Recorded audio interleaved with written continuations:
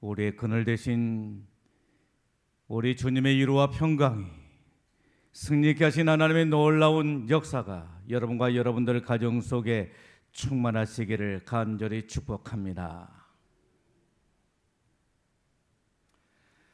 저는 월요일이면 새벽같이 일어나서 다가오는 주일 설교를 준비하게 됩니다.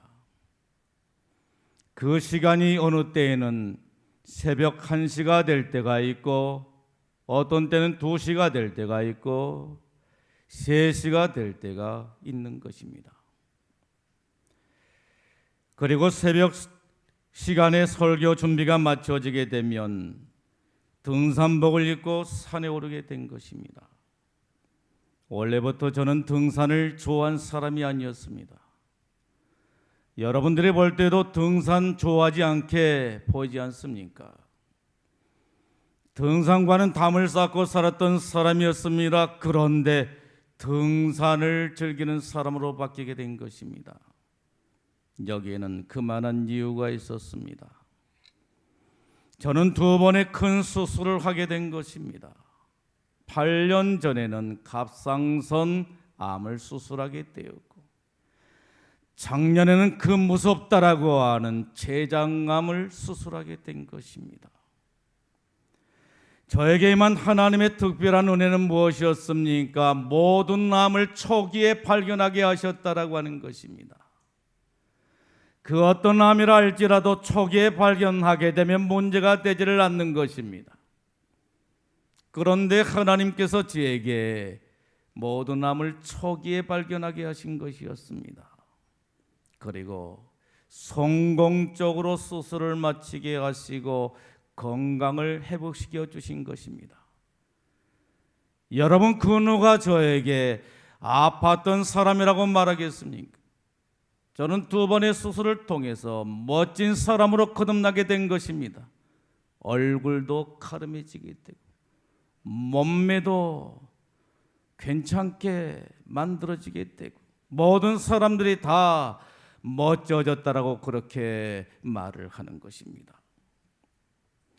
그런데 무엇보다도 중요한 게 있습니다. 건강을 지켜나가는 것. 건강해지는 것도 중요하지만 건강을 지켜나가는 것, 이것은 그 무엇보다 중요하다라고 말할 수가 있는 것입니다.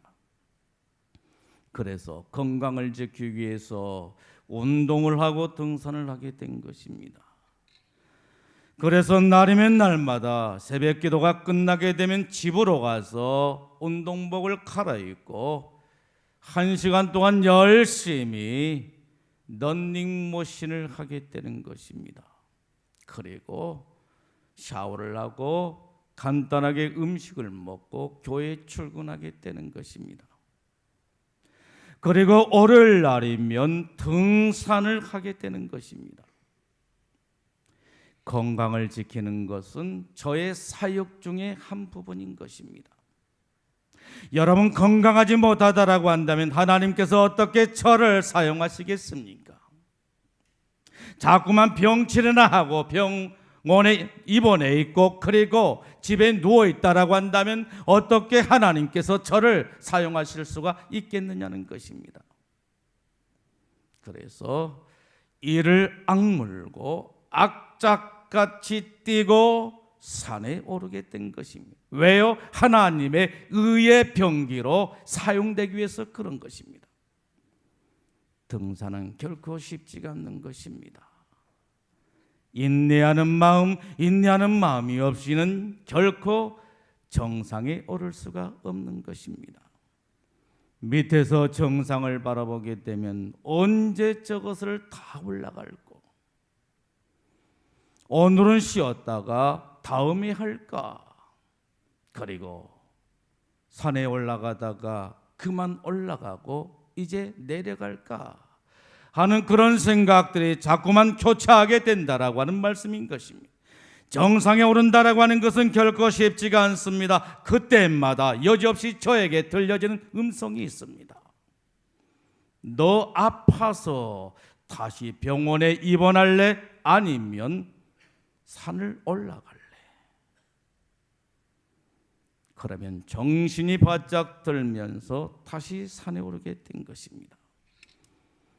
등산한 일은 결코 쉽지가 않습니다. 피지땀을 흘리면서 가파른 길을 오를 때 한 발짝 한 발짝 옮기는 것이 얼마나 힘이 든지 모릅니다. 조그마한 돌에 미끌려서 휘청거리기도 하고 때로는 돌뿌리에 걸려서 넘어질 때도 있는 것입니다.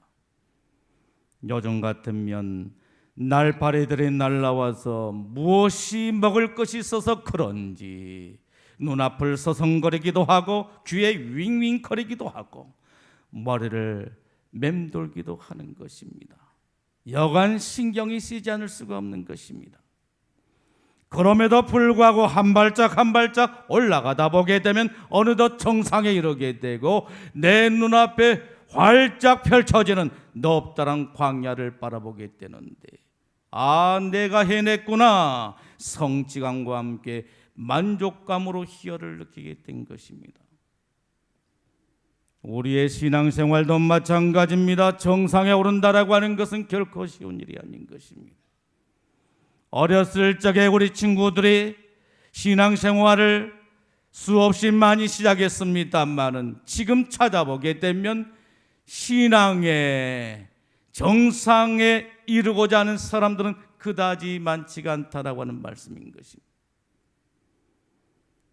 우리의 신앙생활도 마찬가지입니다. 정상에 오른다라고 하는 것은 결코 쉽지가 않는 것입니다. 여기에는 수많은 장애물이 있고 유혹이 따르게 된다라고 하는 말씀인 것입니다. 그러나 믿음으로 한 발짝 한 발짝 올라가다 보게 되면 하나님의 수많은 역사를 체험하게 되고 약속의 땅에 이르게 된다라고 하는 것입니다. 그러므로 우리에게 필요한 것은 무엇입니까? 인내인 것입니다.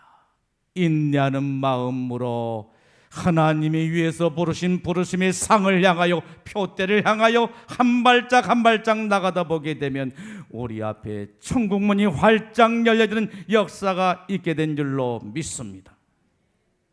오늘 주님께서는 요단강을 정복하라고 말씀하십니다. 인생의 요단강을 정복하라. 이스라엘 백성들이 약속의 땅 가나안 땅에 들어가기 위해서는 반드시 건너야 할 두 강이 있었습니다. 여러분, 그 두 강이 무엇이죠? 첫째는 홍해요, 둘째는 요단강이었다라고 하는 것입니다. 여러분, 이스라엘 백성들이 애굽에서 나와서 홍해 바다를 건너게 되는데 홍해 바다를 건널 때 이스라엘 백성들의 숫자가 얼마나 되었다라고 말씀하고 있지요? 장정이 60만 명이라고 말씀하고 있는 것을 볼 수가 있는 것입니다. 장정만 60만 명인 것입니다. 그러니까 여기에는 여자와 아이들도 있었는데 여자와 아이들을 합하게 되면 적어도 200만에서 250만 명의 다른 사람들이 홍해를 건너게 되었다라고 하는 말씀인 것입니다. 그러나 요단강은 달랐다라고 하는 말씀인 것입니다. 출애굽한 사람들 가운데 요단강을 건넌 사람은 단 2사람밖에 없었다라고 하는 것입니다. 그 2사람이 누구지요? 여호수아와 갈렙뿐이었다라고 하는 것입니다. 왜 그 수많은 사람들이 홍해를 건넜음에도 불구하고 요단을 건널 수가 없었던 것입니까? 그것은 바로 믿음의 사람만이 건널 수가 있었기 때문이라고 하는 말씀인 것입니다. 믿음이 없이는 요단강을 건널 수가 없었던 것입니다. 가나안의 5부족 거인족들을 두려워하거나 매사에 원망과 불평이 입에 달려있는 사람들, 그리고 매사에 부정적인 사람들은 요단강을 건널 수가 없었다라고 하는 말씀인 것입니다. 여러분, 요단강이 우리에게 주는 의미가 무엇이지요? 요단강이 우리에게 주는 의미는 우리가 성공을 향하여 달려가게 될 때 우리 앞에 놓여 있는 커다란 장애물을 의미하는 것이요. 가나안 땅은 우리에게 무엇을 의미하는 것입니까? 하나님께서 예비하신 축복의 땅이요, 사명이 있는 땅이요, 하나님과 함께 동행하는 새로운 세계를 의미한다라고 말할 수가 있는 것입니다.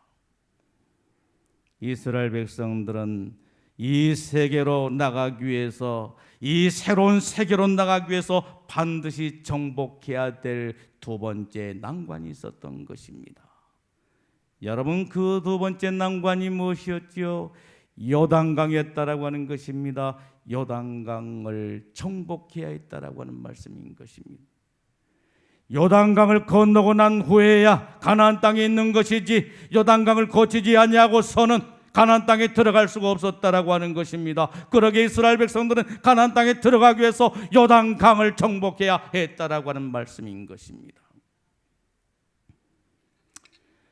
여러분, 그렇다면 이 요단강을 어떻게 정복할 수가 있겠습니까? 먼저 시딤에서 떠나야 했다라고 하는 말씀인 것입니다.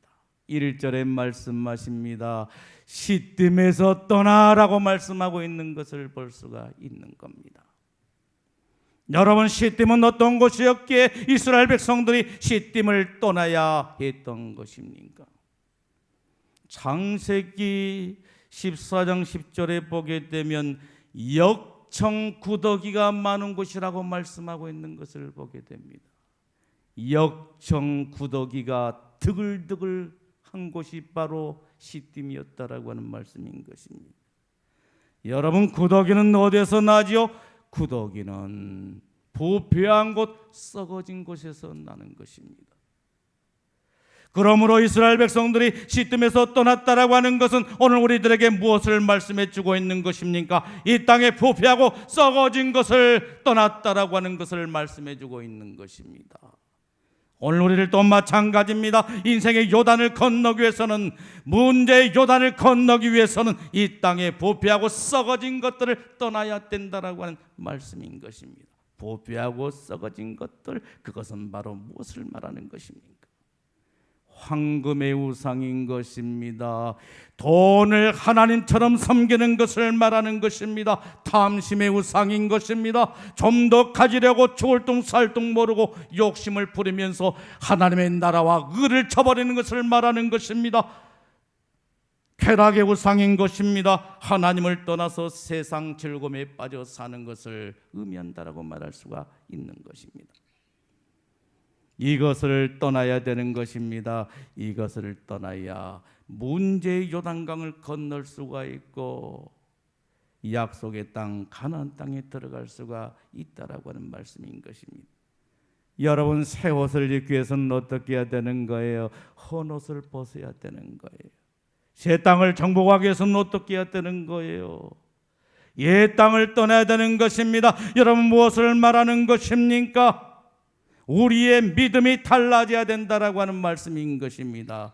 항상 어린아이의 신앙에 머물러 있어서는 안 된다라고 하는 말씀인 것입니다. 어린아이의 신앙은 청년 신앙으로 발전해 가야 되고, 청년 신앙을 가진 사람들은 장성한 분량의 신앙으로 성장해 가야 된다라고 하는 말씀인 것입니다. 믿음이 달라져야 된다라고 하는 것입니다. 인격이 달라지고 삶이 달라지고 비전이 달라져야 된다라고 하는 말씀인 것입니다. 이스라엘 백성들이 시딤을 떠났던 것처럼 오늘 우리들도 옛 성품, 옛 사람, 죄악의 자리에서 떠나야 된다라고 하는 말씀인 것입니다. 한 선교사가 시골길을 가고 있었습니다. 시골길을 걷고 있는데 하늘에 독수리가 나타나게 된 것입니다.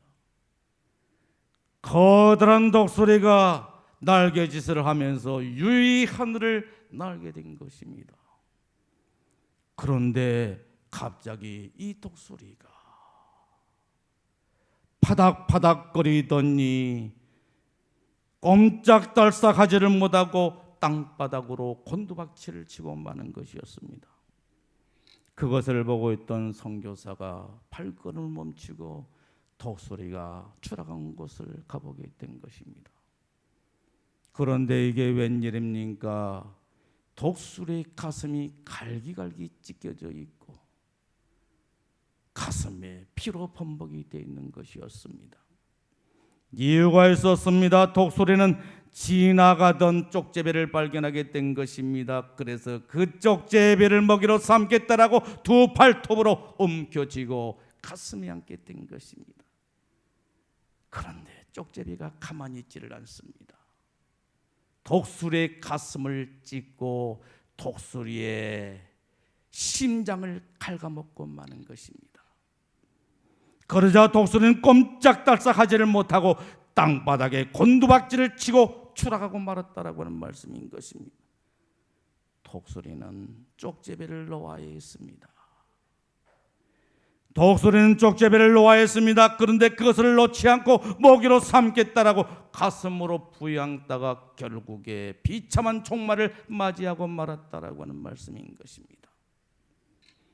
여러분, 왜 하나님의 자녀들의 땅바닥에 곤두박질을 치고 추락하고 마는 것입니까? 은혜의 창공을 마음껏 나르며 하나님의 축복의 세계를 만끽하며 살아야 될 하나님의 백성들이 왜 땅바닥에 곤두박질을 치고 추락하고 마는 것입니까? 그것은 바로 시딤을 떠나지 않아서 그렇다라고 하는 것입니다. 시딤을 떠나야 되는데 시딤을 떠나지 못한 것입니다. 신앙생활을 병들게 만들고 하나님께로부터 점점점 멀어지게 하는 시딤을 떠나야 되는데 시딤을 떠나지를 못한 것입니다. 그래서 결국에 이와 같은 비참한 종말을 맞이하게 된다라고 하는 말씀인 것입니다. 죄악의 시딤을 떠나야 되는 것입니다. 우리 인생을 파멸에 이르게 하고 하나님께로부터 점점점 멀어지게 하는 죄악의 시딤에서 떠나야 된다라고 하는 말씀인 것입니다. 여러분, 어떻게 요단강을 정복할 수가 있겠습니까? 하나님의 두 번째 요구가 바로 무엇이었습니까? 자신을 성결케 하라고 말씀하고 있는 것을 보게 됩니다. 5절에 말씀합니다. 너희는 자신을 성결케 하라. 이스라엘 백성들은 시딤을 떠나서 요단강을 건너기 위해 요단강을 바라보고 있었습니다. 그런데 이게 웬일입니까? 요단강 물이 가득하여 출렁거리고 있었던 것입니다. 그것을 바라보던 이스라엘 백성들은 두려운 나머지 큰 근심에 빠지게 된 것입니다. 이 요단강을 어떻게 건널 것인가? 그래서 그들은 하나님의 음성을 기다리고 있었던 것입니다. 그런데 그들에게 들려지는 하나님의 음성이 바로 무엇이었습니까? 너희는 자신을 성결케 하라. 너희 자신을 성결케 하라고 하는 것입니다. 너무도 엉뚱한 말씀을 하시는 것입니다. 기상천외한 말씀을 하시는 것입니다. 하나님, 어떻게 하면 이 요단강을 건널 수가 있을까요? 이렇게 묻고 있는데 하나님의 응답이 바로 무엇이었습니까? 너희 자신을 성결케 하라고 말씀하고 계시는 것입니다. 오늘 우리들도 마찬가지입니다. 자녀들이 방황하는 모습을 보면서, 자녀들이 비틀거리는 모습을 보면서, 허약한 체질을 보면서 하나님, 내 자녀들을 어떻게 양육할까요? 하나님, 내 자녀들을 어떻게 키우면 좋겠습니까? 라고 묻고 있는데, 그리고 경제적으로 어려워진 가정을 바라보면서 하나님, 우리 가정이 경제적으로 심히도 어렵고 힘든데 어떻게 했으면 좋겠습니까? 라고 묻고 있는데, 사업이 부도위기를 맞이하여 하나님, 우리 사업이 부도위기를 맞이하고 있는데 어떻게 했으면 좋을까요? 묻고 있는데 그때 하나님께서 말씀하시기를 뭐라고 말씀하시는 것입니까? 너희는 자신을 성결케 하라고 하는 말씀인 것입니다. 여러분, 문제 해결을 위해서 가장 먼저 선행되어야 될 것이 무엇이라고 말씀하고 있는 것입니까? 자신의 성결 문제라고 하는 거예요. 신앙의 문제라고 하는 거예요. 삶의 문제라고 하는 것입니다. 우리는 어떤 문제를 만나게 되면 그 문제를 두고서 다른 사람에게 책임을 전가하려고 하는 그런 마음을 가지고 있습니다만, 남편은 아내에게, 아내는 남편에게, 그리고 또한 부모에게, 환경에 돌리려고 하는 그런 마음을 가지고 있습니다만은 하나님은 그게 아니다라고 하는 거예요. 너의 신앙의 문제라고 하는 겁니다. 너의 삶의 문제라고 하는 것입니다. 너의 성결의 문제라고 말씀하고 있는 것을 볼 수가 있는 것입니다. 여러분, 왜 하나님께서는 이처럼 성결을 요구하고 계시는 것일까요? 하나님은 거룩하신 분이시기 때문인 것입니다. 레위기 19장 2절에 말씀하십니다. 너희는 거룩하라. 이는 나 여호와 너의 하나님이 거룩함이라. 하나님은 거룩하신 분이십니다. 그렇기 때문에 하나님을 가까이하고 하나님의 임재를 경험하고 그 임재 속에서 하나님의 능력을 체험하기 위해서 가장 우선돼야 될 것은 바로 성결의 문제라고 하는 것입니다. 먼저 성결함이 있고 그 다음에 하나님의 임재가 있고 그 다음에 하나님의 놀라운 역사가 우리에게 나타나게 된다라고 하는 말씀인 것입니다. 오늘 우리들도 마찬가지입니다. 인생의 요단을 건너기 위해서는 반드시 자신을 성결케 해야 된다라고 하는 말씀인 것입니다. 5절의 말씀합니다. 너희는 자신을 성결케 하라. 여호와께서 내일 너희 가운데 귀한 일을 행하시리라 라고 말씀하고 있는 것을 보게 됩니다. 여러분, 누가 귀한 일을 행하신다라고 하는 거예요? 여호와 하나님이신 것입니다. 여호와 하나님께서 귀한 일을 행하신다라고 하는 것입니다. 여러분, 귀한 일은 무엇을 말하는 것입니까? 요단강을 건너는 것을 말하는 것입니다. 인생의 요단을 건너는 것을 말하는 것입니다. 인생의 문제가 되는 요단을 건너는 것을 말하는 것입니다. 인생의 모든 문제를 해결할 분이 바로 누구라고 말씀하고 있는 거예요? 여호와 하나님, 하나님이시라고 말씀하고 있는 것을 볼 수가 있는 것입니다. 여러분, 어떻게 요단강을 정복할 수가 있겠습니까? 하나님의 세 번째 요구가 바로 무엇입니까? 하나님의 말씀에 순종하라고 말씀하십니다. 이해가 되든지 안 되든지 하나님의 말씀에 순종하라고 하는 것입니다. 하나님의 말씀에 순종하여 발을 요단강에 들여놓으라고 하는 말씀인 것입니다. 이해가 되든지 안 되든지 손해가 되든지 말든지 상상할 수 없는 그런 일이라 할지라도 내 생각과 이성을 의지하지 말고 하나님의 말씀에 순종하여 발을 요단강에 들여놓으라고 하는 말씀인 것입니다. 여러분, 그런데 이스라엘 백성들은 어떻게 했습니까? 하나님의 말씀에 순종했다라고 하는 것입니다. 요단강에 발을 들여놓게 된 것입니다. 그러자 어떤 역사가 일어나게 된 것입니까?